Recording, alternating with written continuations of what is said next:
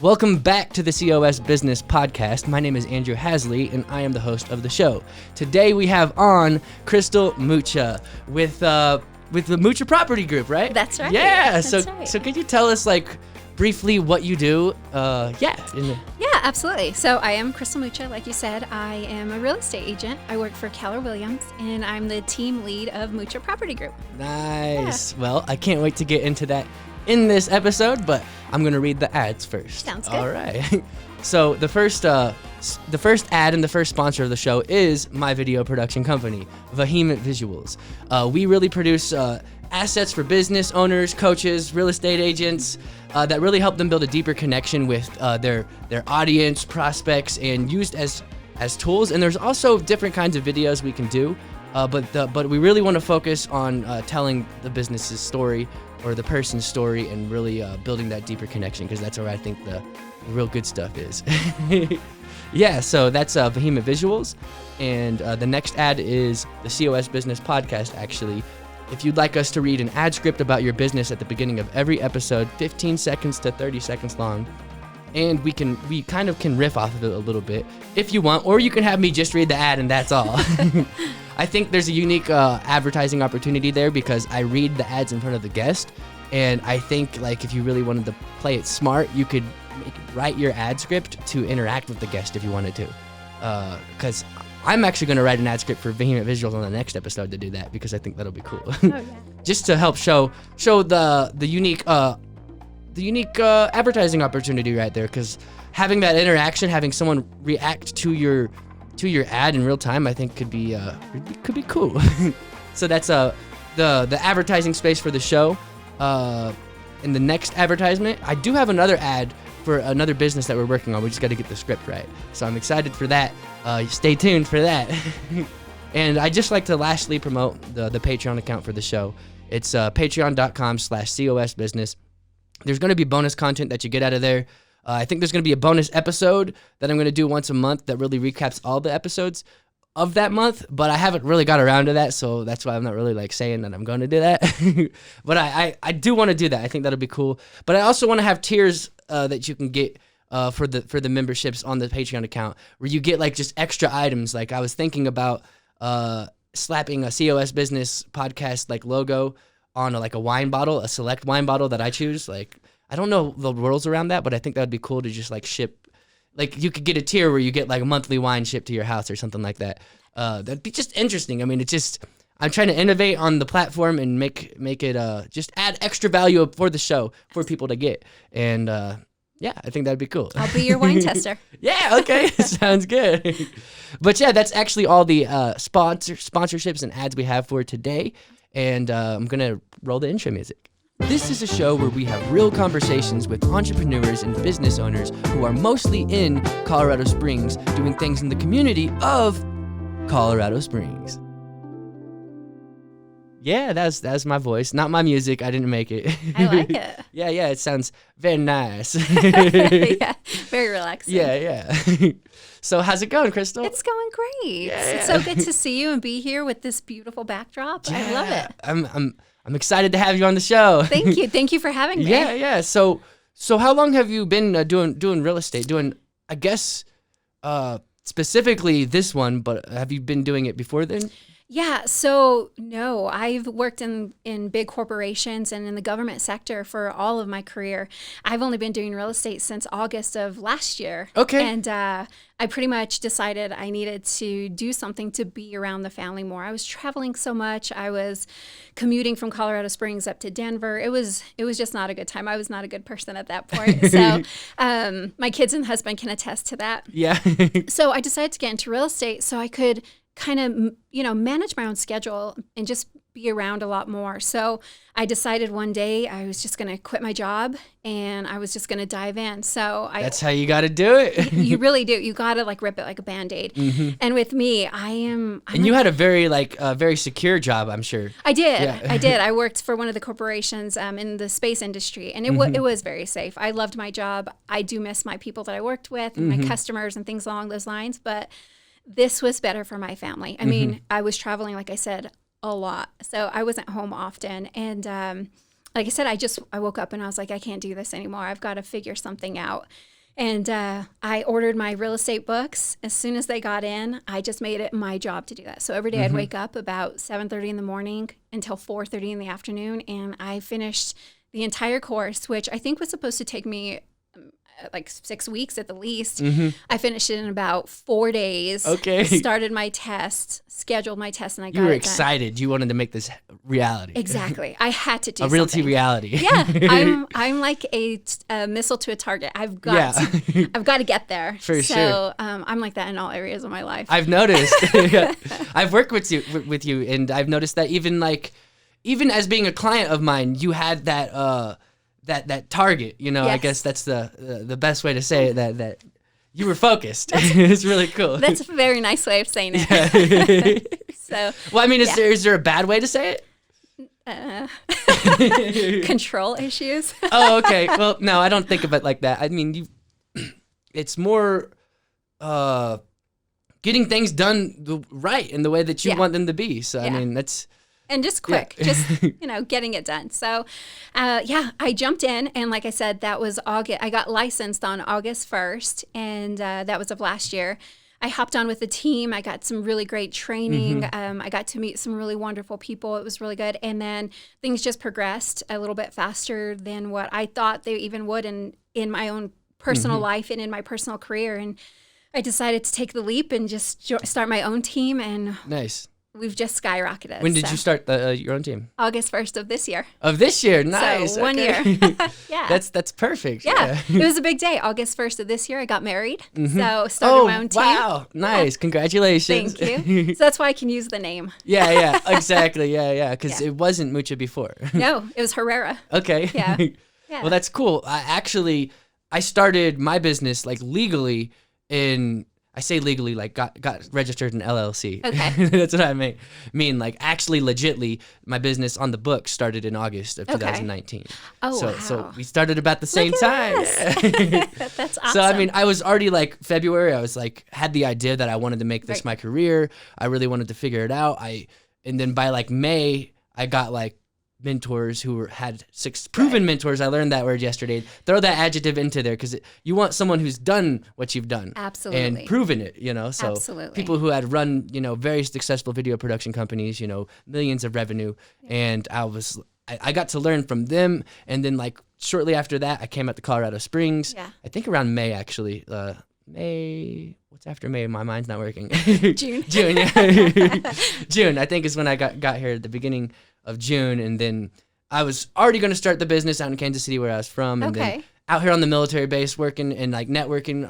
I got all this mentorship, how to like really scale and grow a business and how to network. I never knew how to do that. I never had to do that before, so it's like something new, something that was nerve-wracking at first, actually. And that can't be taught, unfortunately. Like you have to really find a way to connect with people, and you've done an amazing job at that. Well, thank you. So.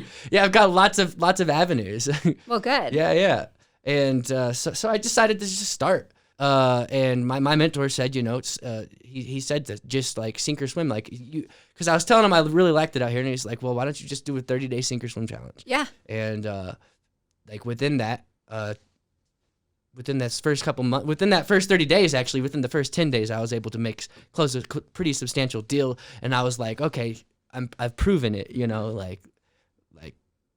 Now it's like I got to keep it going and, make sure it wasn't a fluke. And it's kind of one of those things like when you're where you're supposed to be and the universe has finally made you realize this is where you need to be, everything moves out of your way. And that's what I've realized being in my job too is no matter what, our personalities, we're going to succeed in whatever we do. For sure. Some things are just going to be a lot harder for us when we're not meant to be there. But when we're where we're supposed to be, it's seamless. And there's still a lot of resistance, I think. That's why entrepreneurship is so hard. Yep. That's why you have so many real estate agents who don't, agents, real estate. I'm just saying real estate agents, but I mean any entrepreneur. Oh, absolutely. Any person, like there's a reason why there's a big drop-off rate. Oh, absolutely. Nothing how does it say? Nothing worth it is easy, right? I think things started to align. I wouldn't say so much as moved out of the way, but some things moved out of the way, though. Yeah? Keep your eyes open. Yeah, exactly. No, for sure. Yeah. Yeah. Because I guess you don't know if it moved out of the way if that's the first time you've seen it. That's right. You just keep going. Yeah. You just keep going. Maybe I just lied to myself. Who knows? Hey. It works. Sometimes, a little, it's I call it delusional optimism. Ooh, I like that. I'm going to add that to my verbiage. Yeah. I think, for people to think that they could throw heavy pieces of metal into the sky and fly, that was delusional back like 100 years ago, a little over 100 years ago. That's right. And now look at us. Yeah, we're flying. Oh, yeah. Oh, yeah. Yeah.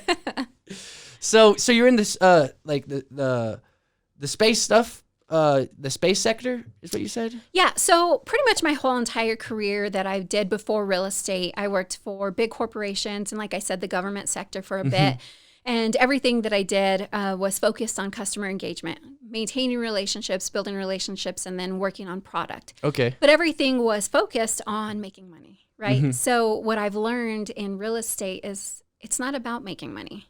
So all the training, all the education, all the building blocks and tent poles, everything that they've given me, I've kind of altered it so that I can focus on making relationships because I feel like the home buying and selling process is just, it's so intimate. You're being brought into people's lives, whether you know them or don't know them. You're being brought into their lives and you're seeing them and you're meeting their kids and you are a part of that. And whether they remember your name or not, it doesn't matter. You were there for that monumental procedures or process. I'm sorry.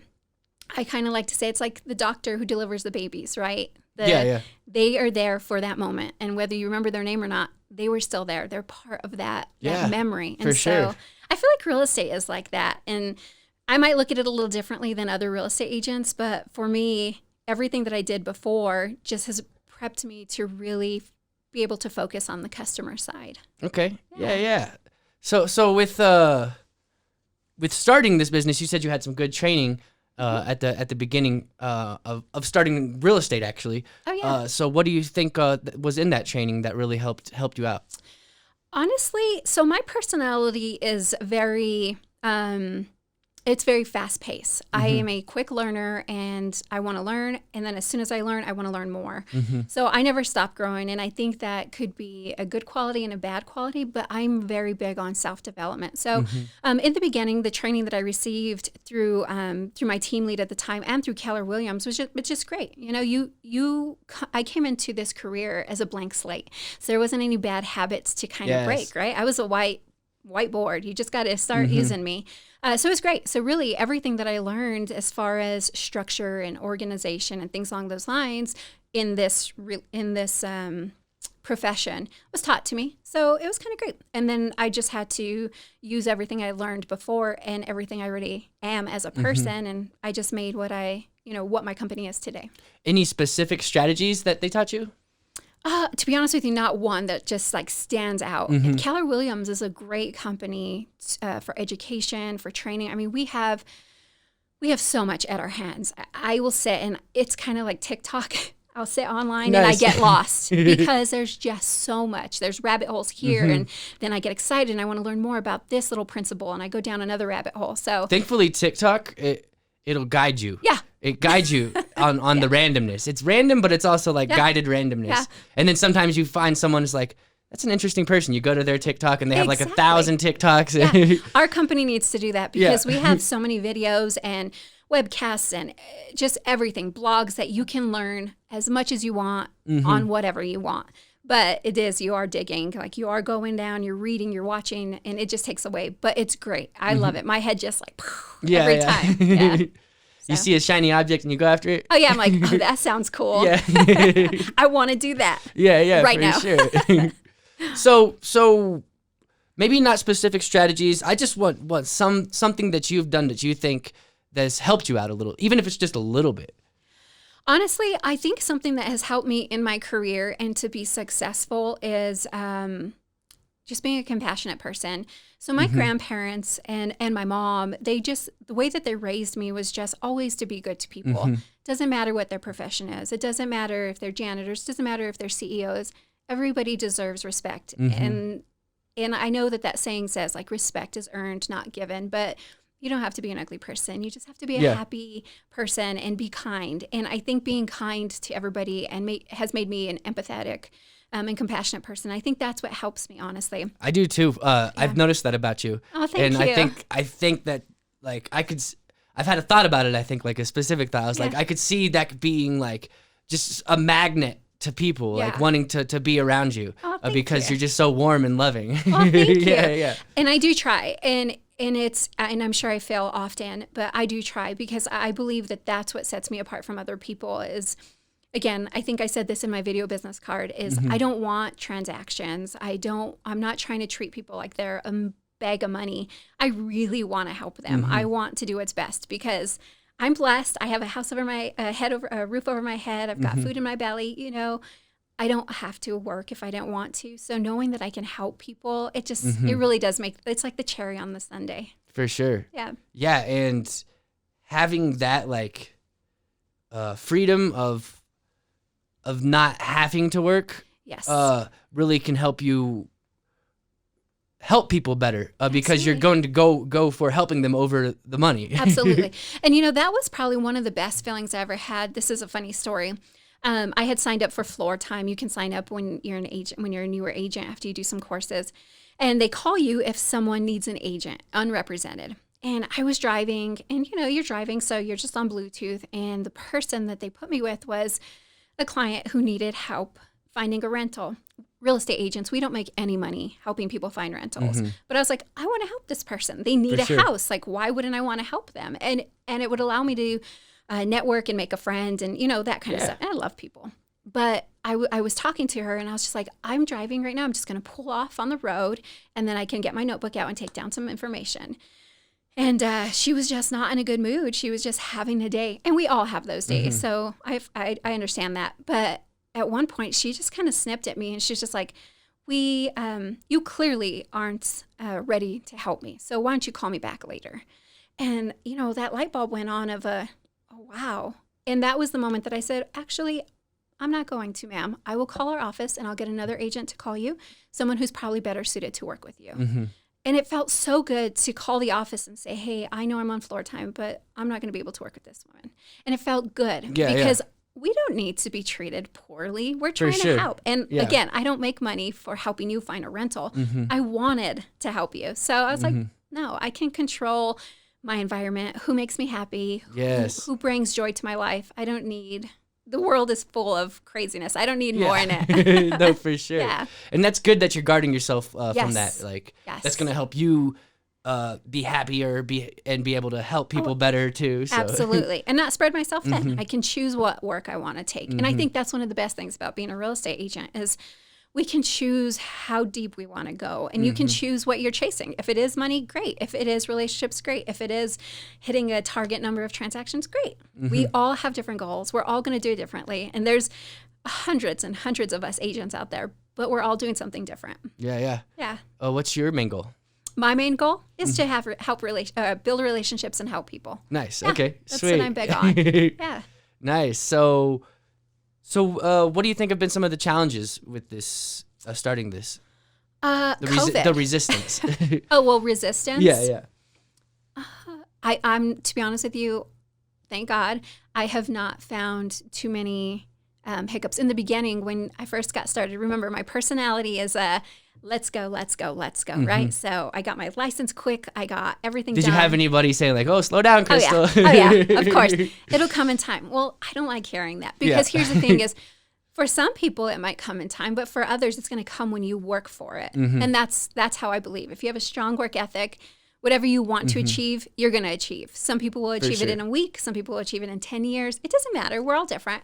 But I did have people tell me, slow down. And I was like, okay, that just means that you're not the right person to guide me. No, for sure. And that's really all it is, right? I mean, it doesn't make it wrong, right, or indifferent. It just means that it's not the right fit for me. So for sure, you need someone who's as fast paced as you. Exactly, and who can see that and will realize like I'm basically a working dog. Like, let's go, give me a task and let's go. For sure. So I haven't been met with much resistance. Like I said in the beginning, it was a little hard to get to start the transactions coming. But as soon as I had my first one, it was like the floodgates are open and everything has come organically. So I haven't had to pay for leads. I haven't had to do anything along those lines. So that's been really, really. That is good. Yeah. It is a blessing. Is that word of mouth? Yeah, it's word of mouth. It's actually talking to my client, to my sphere, to my friends, to people who know me. And then of course, they know me, they know my work ethic, they already support me anyway. So then they just refer me out. When someone has that need, they think of you. Exactly. And that's great. That's what I want. I don't want to spend money on things that aren't working. I've tried a few, marketing tools like every agent does when you're first starting, and then you start seeing, I'm a numbers girl. So as soon as I saw that things weren't working, I was like, that money's going into this other pot. I'm not going to waste it anymore. So you like to go deeper instead of wider. Yes. Yeah. Yes. Smarter, not harder. Yeah. Yep. Oh yeah. Because to clarify the deeper and the wider analogy, the deeper is like building those deeper connections and making sure and following up with people. Actually, like not just following up with them like in the aim of a deal, but following up to genuinely see how they're doing. And, absolutely. And really building those connections instead of trying to like just cast a very wide net and hopefully you get something. And that's the thing is, think about, if you think back, like I've sold and purchased homes personally in the past. I've never heard from those real estate agents again. Okay. Do you think I'd ever refer them? No. Probably not, yeah. I mean, even now, I moved here from Oklahoma. The agent who sold my house never reached out. They had my forwarding address. They could have said like, hey, how you doing? Or just kept that relationship going. But I was just a transaction to them. For sure. But now I'm a real estate agent. So guess who I'm not going to refer back in Oklahoma?